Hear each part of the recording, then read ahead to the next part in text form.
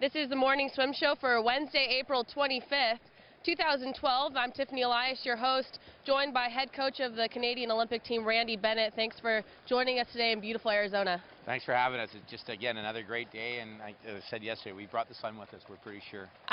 The sun doesn't come around here often in Phoenix. Well, this is your second day here training at Phoenix Swim Club.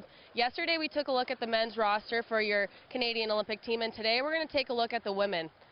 So how excited are you going into 2012 London? How's your Olympic team panning out on the women's side? I think the women's team is a bit stronger than men. We talked about we have some work to do on the men's side, but the women in spots we have some good depth. The trials were quite competitive. The breaststroke and backstroke events particularly were fairly challenging for the women. We had a number of kids make the standard and not get on the team, which is progress for us.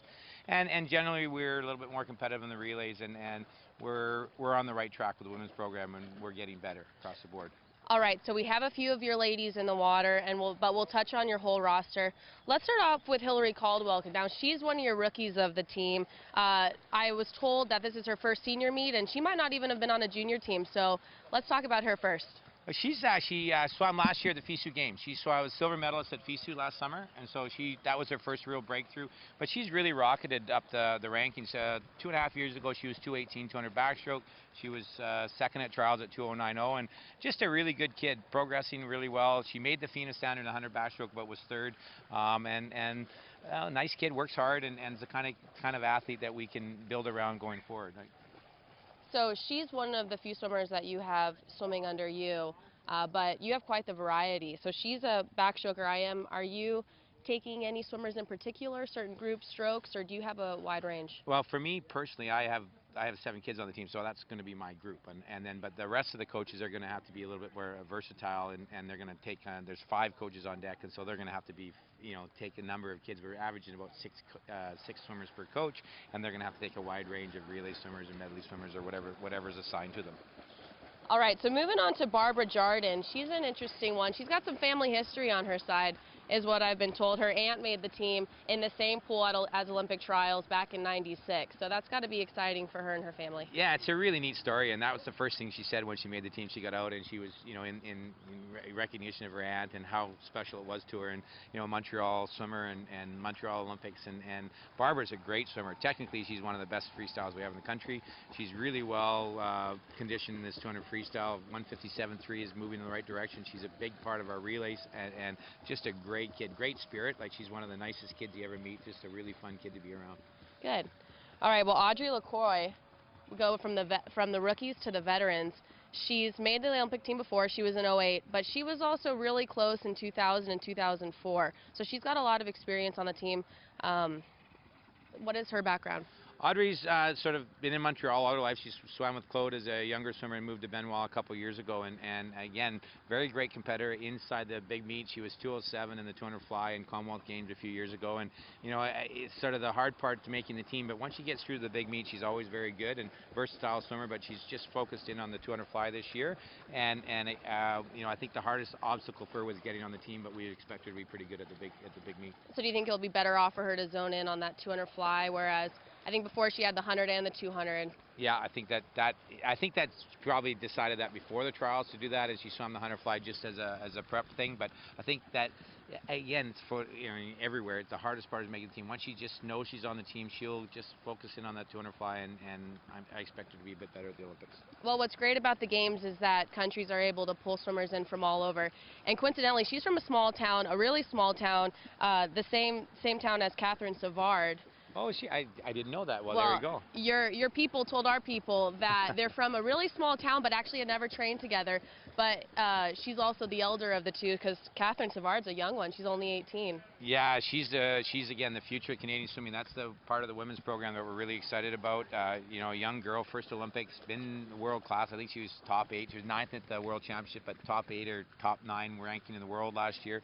great 100 flyer, solidifies the medley relay. The 200 fly she's still figuring out, but she's had pockets of good swimming. But if we have, if you go forward with the medley relay with her and Sinead Russell and Tara Van Bylen and we have this girl Chantel that didn't make the team, that's a really great future for Canadian swimming. There's one of the keystones as we go forward on a medley relay, Catherine Savard, and we have to go back to that hometown and figure out what they're doing because we need more swimmers like that. Well, 2 out of a small town. There's got to be a few more in there. Yeah. All right, so Stephanie Horner, she's a vet. She was on the 08 team. She's a good IM and distance freestyler, but she struggled a little bit after 08. Yeah, it was interesting, and everybody has different pathways, and so Steph chose to go to the States, and it didn't work, and so she came to Victoria a couple years ago, and we sort of got her back to where she was in 08. She's only swum the IM, but she's sort of at the same level, and I think that Steph's the nicest woman in the world. She's just a great person to work with, very good person on the team, very caring, and we really need her to be as good as she was in 08 and get better going forward. I think she's committed to swim beyond 2012. It was a great story that she made the team because everybody knew that she struggled 2009, 2010, and she got back 2011. And we really need swimmers like that to compete well for Canada. Well, it seems like there's a couple swimmers on the team that really had a couple down years in there. Especially after 09, after Worlds. So that's got to be uplifting to have so many great stories on the team. It's got to do a lot for the spirit of your team. I think generally we want to. I mean, they're all good people, and we, when they do well, Scott Dickens, everybody was pulling for him, and he got back. He had a tough 2008, and he got back to 2012, and yeah, we need to rally around the kids that are persevering and fighting hard to stay on the team, and Steph Horner is one of these kids that everybody roots for. They want her to do well. All right, well, Alexa Kormarnycky, she's another one of the girls that's under your group.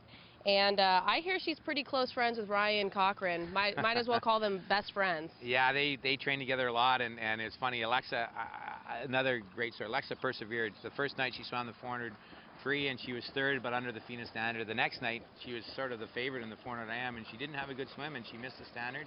And then she swam the 200 free the next day, and it was a horrible swim. And then she got up and swam the 200 IM, and she was third again, and not on the team. And then the last night, she made the 800 freestyle, and that's the strength of character we want. And she didn't quit, and she, so now she's really good friends with Ryan because instead of being in the 400 IM lane in the program, she's in the distance freestyle program. And so that was the bittersweet, like, you're going to be begging for 400 IM because now you're in the distance freestyle lane. So. Now she's the ultimate story of perseverance. Yeah. So. Now, how has she adapted to her training back in now that is it pressure off her back? She's able to just dive back into it, or she's got to change of pace? Like you said, it was an upset in that 4 IM, so now she's got to have a totally different mental position going into the 800. Well, and that's the great thing about Alexa. She's adaptable, and she's just a tough competitor. To be quite honest, she hasn't done a lot of work on the 800 freestyle. For her to make the team was just a strength of character, and so now she has 100 days to see if she can get better at this 800 freestyle. And I believe that she's good enough swimmer to go and be a lot better in that 800 freestyle, and just dedicated, focused, swimming beside a guy like Ryan every day in the same program. I think she'll be a lot better in the 800 going forward. Well, here's another great storyline for your Canadian Olympic team. You've got 2 sets of siblings, which that's always got to be exciting to have. Yes, it is, and they're great people. Both McLean sisters are very positive, very upbeat, very cheerful, wonderful young ladies. And Heather's another girl that had a great 2009, and then it sort of didn't go well. And Tom Johnson's done a phenomenal job with her to get her all the way back to the national team, and just a great story. Everybody was really happy to see it, and again, because of siblings, but because they're both really good people.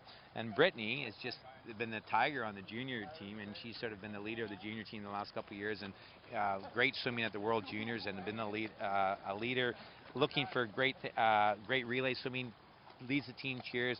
So great addition to the senior team. She was on the senior team last year, and we expect her to be good. 400 freestyle Canadian record, moving the event down to 406. It's getting to where we need to be. Will be a big part of the 4x2, but it'll be a big part of the future of the Canadian swimming as well. Well, she's going to be a great up-and-comer, and she's the younger of the sisters, and she qualified day 1 of trials. So, and it took, I think Heather qualified towards the end, maybe day 6. And so everybody explained on the pool deck that was just a really momentous moment when Brittany was able to run over and grab Heather for making that team as well. Well, all those stories are really special, and like I say, it's swimming's such a small world anywhere, and you know everybody, and you're part of it, and so those 2 girls are very front and center in Canadian swimming, and so we were really happy for that they both made it through, and it was great. It was a nice moment. All right, so now on to the breaststroke, because this is what everybody's going to want to talk about. Anna Mae Pierce not making the team this year. You still have a great lineup of ladies coming in, and you've got Martha McCabe, Tara Van Bylen, and a few others, but talk about the trials and Anna Mae just getting touched out by her teammates. And Martha said it really well. I mean, it's really tough when you lose a competitor of Anna Mae's level, and Anna Mae's always been a great ambassador for Canadian swimming. And Martha thanked Anna Mae for setting the standard. They worked together, and she's a big reason in moving that 200 breaststroke forward in Canadian swimming. And so you are happy that the standard's there, and you want the kids to get up and go, and I think that the standard of women's breaststroke in the country has moved largely because of Anna Mae and then Martha coming along, and you got Jill Tyler in there, and you have a number of young girls that didn't make the team, and that was one of our deepest events. I think the women's 100 breaststroke final is going to be one of the best finals in the world. It was a very, very good final. And Olympic trials finals, and the 200 breaststroke, same thing, 226 not making the team. Pretty good swimming. And so credit to Joseph Nagy. Joseph's done a phenomenal job with breaststroke and Canadian swimming, and I think arguably one of the best breaststroke coaches in the world, if not the best. Yeah, well, Anna Mae Pierce is such a champion. It's great to see her respond to that sort of upset, and what a great role model it is out there, because these teams are so difficult to make. So Tara Van Bylen, she's also right in there, but she's more of a rookie on the breaststroker side. She doesn't have too much experience behind her. No, she compared to these other ladies. She's like Hillary a little bit. She swam. Her and Hillary were the two medalists at World Student Games last year, FISU Games. And so she sort of stuck her head up, and she's been on the World Junior team for a while and been a great competitor. And she comes from a club called Oakville with Coach Sean Baker, and they'd done a great job. And then they moved on into UBC with Joseph. But somebody that's been on the radar for a number of years, and for her to get through is really encouraging. And the time, 2:24.0, was phenomenal, 1:07.0, and it just solidifies our options on our medley relay, and it is another swimmer that has a legitimate medal chance going into London, and it's neat to have these kids in place. Yeah, well, breaststroke's going to be an exciting one this year, and good to see you've got so many great ladies on your side. All right, and one more, Jillian Tyler, you just mentioned her a second ago. You've got a couple ladies on your team that came over to the U.S. to test the college scene, and she's one of them because she was an outstanding breaststroker, on the NCAA scene. Yeah, and that was, like I said, it's not it didn't work for Stephanie Horner, but it worked really well for Jill Tyler, and it worked well for Sam Cheverton, and so whatever works, however they get to, and there's a million different pathways to get to the result, and so Jill has been fantastic. She swam the World Championship last year. She's in the finals, and a big part of the medley relay, and a big help, but a class act comes back and competes for Canada really, really well, and she's comfortable in the Minnesota situation, and we support her because we don't have enough good athletes, and so I really like Jill, and hats off to her for being a little bit outside the system, but coming in and being a big advocate and making sure she's ready to go on trials. Well, right with her, Julia Wilkinson, she's done some phenomenal things for Texas A&M, and she's so well-rounded.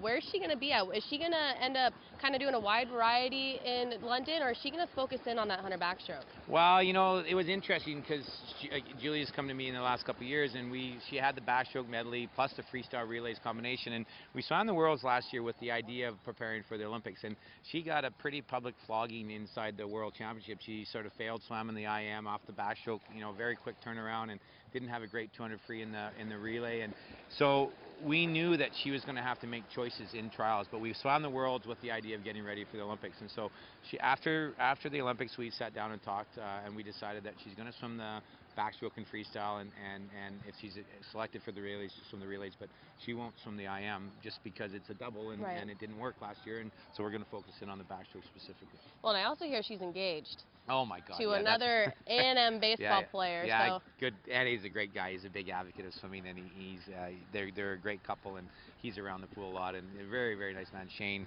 And I'm so happy for them.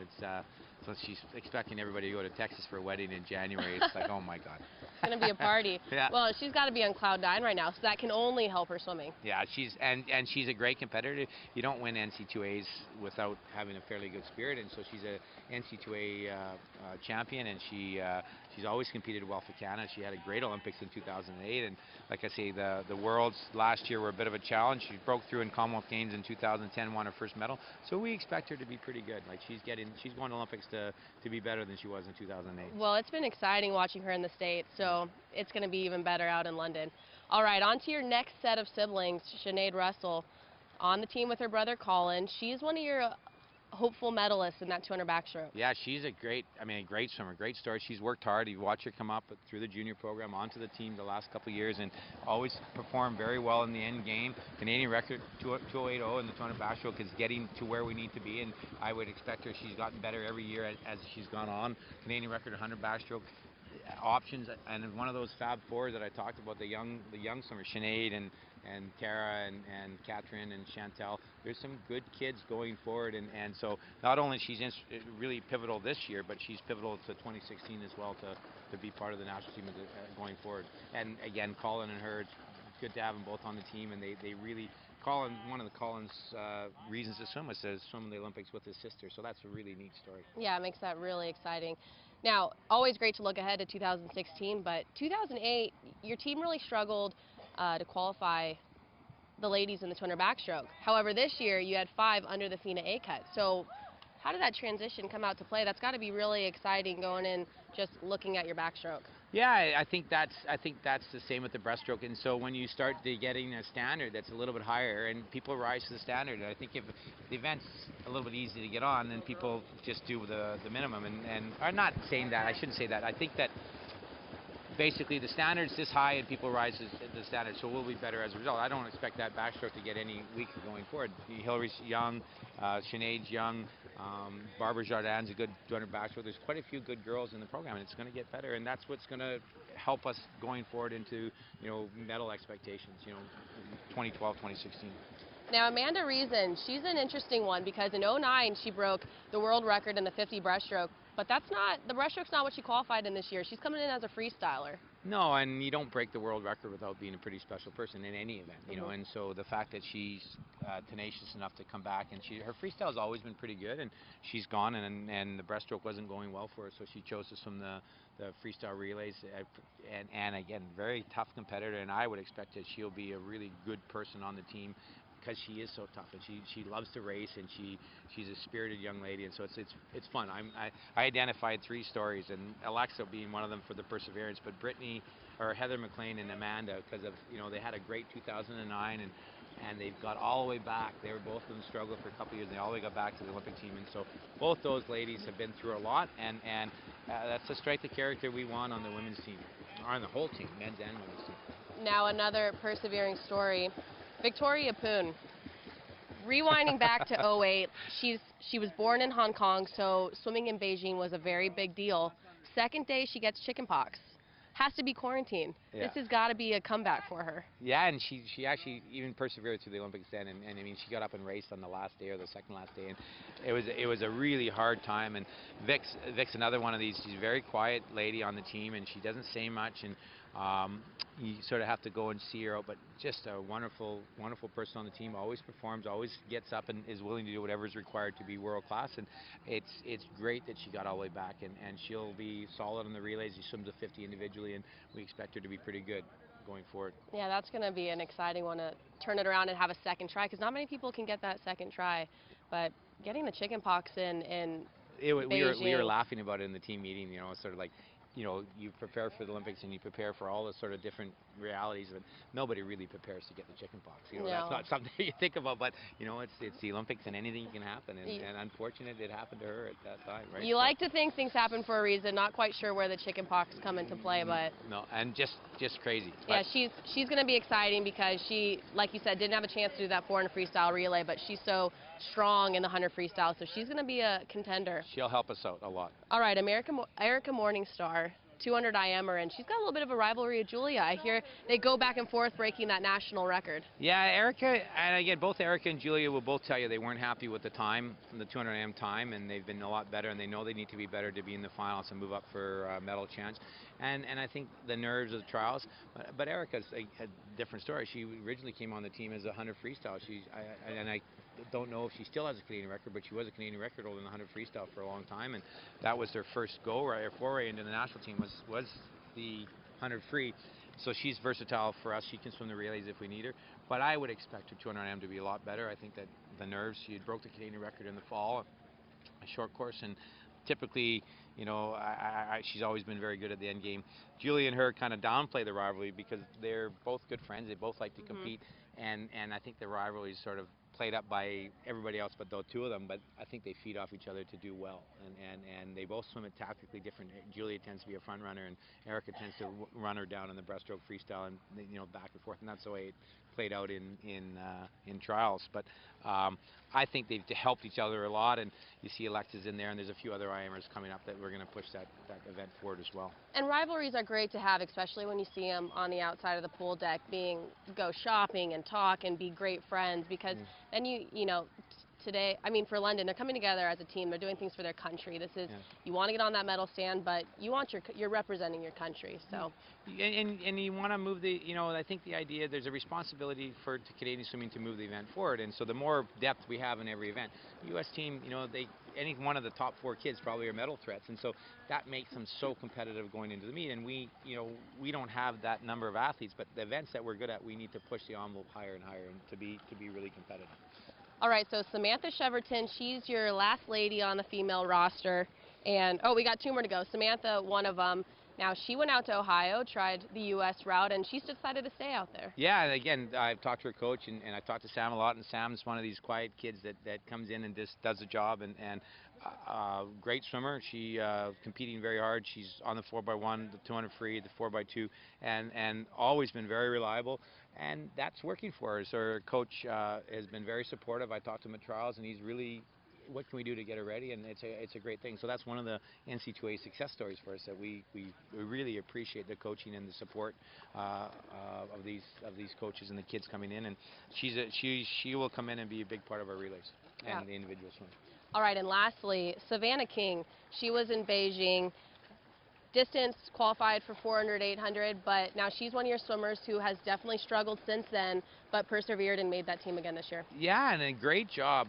Savannah kind of got up and early success as a young athlete, and then sort of trying to figure out how to manage it. But in the last year, she's really turned the corner. Canadian records at the CIS, at CIS program working for her, and swam well, and same thing in the 800 freestyle, 400 freestyle. Really tough competitor, but just a great kid. The kids all like her. She's supportive, and I think sometimes it's hard when you have success and it doesn't go exactly the way you want to go as a young kid, and then trying to manage that through the next 4 years. And Tom and Steve have done a really good job with her and keeping her on track, keeping her in the program, keeping her positive, and allowing her to mature into the expectations that we have for her. And so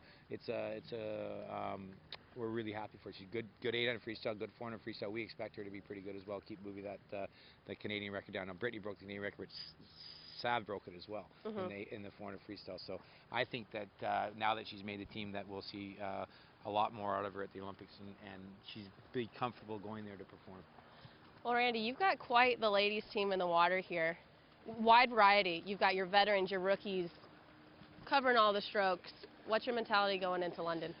I think there's a few medal chances in there, and what we really need to do is take care of what we do well. We expect the ladies to prepare now we're down to about 95 days, and we expect them to go to the meet being 100% prepared to be world class and walk in the door and not blink and have a go and improve timing, improve rankings, improve forms as they go and see what we wind up with. But I think that they're better than they have been, and we expect them to have a good Olympics.